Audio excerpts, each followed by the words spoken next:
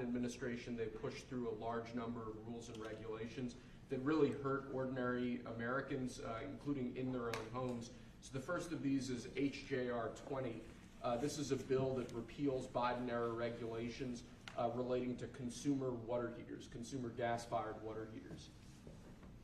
Who was in charge of this one? This is Gary and myself, sir. Gary Palmer sponsored it, but this bill specifically saves a factory in my district. 300 Georgians will continue to have their jobs as soon as you sign that. Mr. President, this rule was issued on Christmas Eve. I'm thinking that we wouldn't be keeping up with what the Biden administration is doing, but we moved quickly to get And this this was bill on gas introduced. heaters. Banning natural gas. Isn't that tankless ridiculous? water heaters. And how were you supposed to get your heat then? Through electric? Through electric, yeah. Was that basically it? Yes, sir. Electric heat, which isn't as good? Crazy.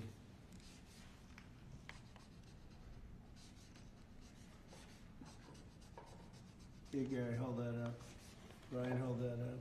You guys were great. Thank you, Mr. President. No sense, just no sense. But in addition to that, you have a lot of workers that lose their job, right? Yes, sir. Right. 300 workers Crazy. saved because of you. Good, thank you. Thanks. It's an honor. Here's the Golden Dome, by the way, if you're interested. There's the Golden Dome. That'll save all your lives someday, maybe. Okay, good. Thanks, Brian. You hold it up. Next, Mr. President, we have House Joint Resolution 24. This is the same basic idea, but this relates to walk-in coolers and freezers and other refrigeration devices. Again, last-minute Biden-era regulation that hits ordinary Americans hard. And what do they do? They put increase, in. Sorry, they you can increase the speak to energy this better. efficiency requirements for walk-ins, coolers, and freezers, and therefore putting an undue burden on businesses across the country. Everything from restaurants to pharmacies, hospitals. Were To all a going point to be where it didn't work. impacted. In other words, they made the restrictions so strong that it didn't work. And it was going to cost them so much money to actually meet the energy efficiency standards, which didn't really save much money. So this is going to actually help our small businesses across the country, Mr. President. Good.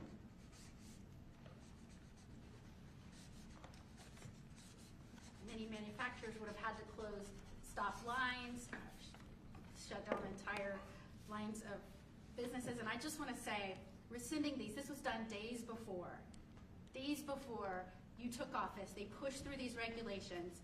They didn't think about the cost to businesses. They didn't put American interests first. They didn't put American businesses first. I am so grateful we finally have a president who's not only walking back these insane, burdensome regulations that are ultimately going to cost us Americans and American businesses, but that you are thinking about the next generation. And as we're leading into Mother's Day, some of us are trying to parent and serve this country at the same time. Thank you for welcoming my son, who is 15, with his mother serving, watching what we're doing for him and the generations to come. You are making this country stronger for them. Thank you. Thank you very much. Good luck, right? Take care of your mom. Okay, yeah, bet. You want to hold that up too? So you can. That's a big one, isn't it, huh? Common sense. It's all about common sense, right? Okay, Will, go ahead. Next, sir, this is House Joint Resolution 42. Again, this is a rescission of a Biden-era regulation, in this case relating to energy conservation standards for household appliances and certain consumer products.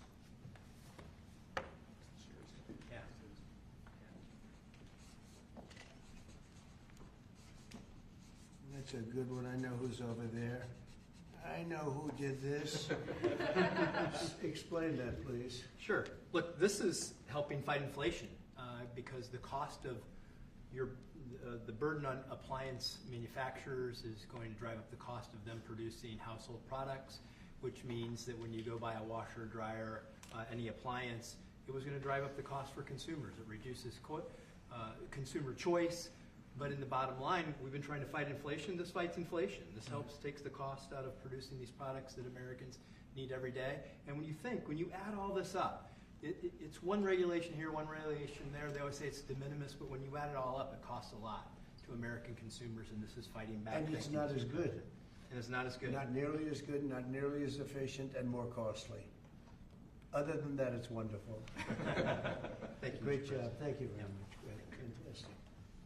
Okay, And lastly, sir, we have House Joint Resolution 75. Again, this is a rescission of a Biden-era regulation, in this case relating to energy standards for commercial refrigerators, freezers, and refrigerator freezers. do you have the sink one in here, the sinks and That- shower heads? we have an executive order on that coming for you later, sir. Yes, That's sir. coming when? Later this afternoon. Okay, good. You gonna be around later this afternoon? Good. Sinks and shower heads, where you buy a home and you have a new shower head and you don't get any water, the water doesn't come out of the sink, the water comes out of nowhere. What a shame, what a ridiculous waste. Okay, let me do this. Come here, who's responsible for this, This is Will? mine, Mr. President. Oh, good man here. Sir, Okay, thank you you. wanna discuss that? Yes, sir. This was a government regulation that we have now repealed, thank you very much, Mr. President, that now saves the American taxpayer. I was getting ready to say the Texas taxpayer, them too, but the American taxpayer, because who would have ultimately paid the price on a government mandate and a government regulation? The people of America. So you just saved the American taxpayer money, so thank you very much. That's fantastic. Thank you, it's a great job. Okay, any questions? Mr. President, President, President. Caroline said today that the 10% baseline tariff on all countries is here to stay, Yeah. even after the deals are done. Does that mean that countries offering zero tariffs won't get reciprocity? You are going to always have a baseline. I mean, there could be an exception at some point, we'll see. You know, somebody does something exceptional for us, that's always possible. But basically, you have a baseline of a minimum of 10%, and some of them will be much higher, 40%, 50%, 60%, as they've been doing to us over the years. We had a wonderful deal yesterday. We have 4 or 5 other deals coming immediately. We have many deals coming down the line, and ultimately, we're just signing the rest of them in. But we always have a baseline of 10%. And then specifically on the possibility of an increase in taxes on wealthier Americans, what do you say to conservative Republicans who argue that this is an increase on small business owners? Well, what we're doing is we're actually, if we ever did that, it would only be, and from what I hear, people would love to do it, rich people. I would love to do it, frankly, but what we'll do is that, you know, they'll go around saying, oh, this is so terrible. Would you do it? Is you're giving up something up top in order to make people in the middle income and the lower income brackets save more. So it's really a redistribution. And I'm willing to do it if they want. I would love to be able to give people in a lower bracket a big break by giving up some of what I have. But I'll tell you, a lot of people say don't do it because of the fact that you have the Bush statement about read my lips, but he lost because of Ross Perot. He didn't lose because of that statement. And then on the salt. But I don't think they're going to be doing it, but I actually think it's good politics to do it where richer people give up, and it's a very small, it's like a point, but they give it up to benefit people on a lower income. And then on the salt tax credits, Mr. President, there are some Republicans who say, why is it that these 45 other states should be paying taxes to alleviate the tax burden of New York or It's some of only these because coastal those states? states are behind, very badly behind, and those people were affected very badly. And, you know, the sad part is oftentimes they were affected badly because you had bad management in those states, like in California with Newsom and, you know, people. So you had some bad management. But that's being worked on now, and they may do a piece one way or the other. It's a very complex issue, but I think it's being worked out. I think it's going to be. It has not been settled yet, but they'll settle it up pretty quickly. Are you considering? Mr. President, can we Mr. ask you President, one what more question? parameters have you given Scott Bessent on negotiating with China this weekend? We have to make a great deal for America. Are you going to be disappointed if he comes back without a deal? No, not at all, because we already made a great deal. We're not doing business with China right now.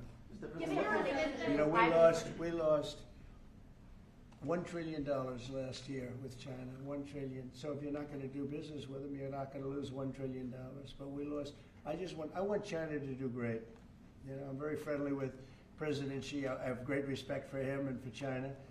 But we can't continue to allow them to do what they did. When I was president, they paid hundreds of billions of dollars in tariffs and taxes. And then Biden screwed it all up. What he did to this country between the border and between all of the other problems, the wars, everything, what he did to this country should never be forgotten. But one of the things he did is the trade was so bad and so imbalanced. So I think we're going to come back with a fair deal for both China and us. Have you given Besant a number of how low you're willing to go? Yeah, I am. Are you What's willing the to number? share that number? Is that No. the 80%? But I put out a number today, 80%, so we'll see how that all works out. Mr. President, the U.S. Embassy in Kiev is warning right now about possible Russian significant attack on Kiev. What's your message for Putin? I have a message for both parties. Get this war ended. We're losing 5,000 soldiers a week, Russian and Ukrainian soldiers, and other people also, by the way. And I say, get this stupid war finished. That's my message for both of them. Thank you very much. We'll see you in a little while. Thank you, Russ. We're heading out. Thank you. Thanks, guys. Thank you. Right out through there. Thank He you. just came in to say hello. What did you discuss? Almost nothing. He came in to say hello. It was very nice, and I think he came in to thank me, frankly.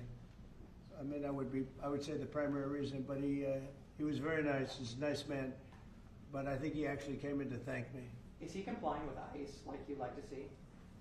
You'd have to ask Tom Holman. Mr. President, do you have a reaction to Bill Gates' comments yesterday that the cuts in USAID will lead to millions of deaths of children around the I world? don't know anything about his comments. Thank you. Thanks, guys. Thank you. Thank you. Let's head out. Thank you all. Thanks, guys. Thank you. Let's start moving.